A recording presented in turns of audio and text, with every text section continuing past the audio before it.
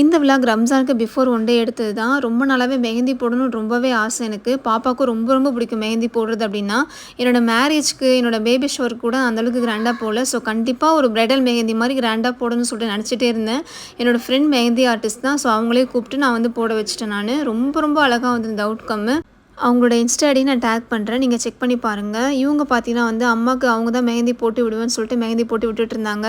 And அடுத்த நாள் வந்து ஈத் வந்துருச்சு. ஸோ ஈத்னாலே வந்து பள்ளிவாசல் போய் தொழுகிறது தான். அந்த ஒரு வருஷத்துல ஒரு நாள் வந்து எல்லாரோட சேர்ந்து தொழுகிறது அவ்வளோ அழகா இருக்கும். அண்ட் ஆல்சோ நம்மளுக்கு அந்த ஈத் பெருநாள் அன்னைக்கு பார்த்தீங்கன்னா, எல்லாரோட ஃபேஸ்லயும் ஒரு க்ளோ இருந்துகிட்டே இருக்கும். அது அன்னைக்கு மட்டும் தான் கிடைக்குமே நமக்கு.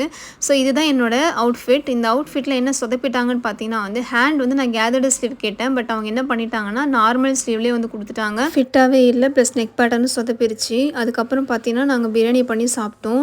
பிரியாணி அந்த அளவுக்கு வரல. கொஞ்சம் குழஞ்சிருந்துச்சு. பட் இருந்தாலும் ஓகே தான். எல்லாருக்குமே வந்து ஈத் பெருநாள் வாழ்த்துக்கள்.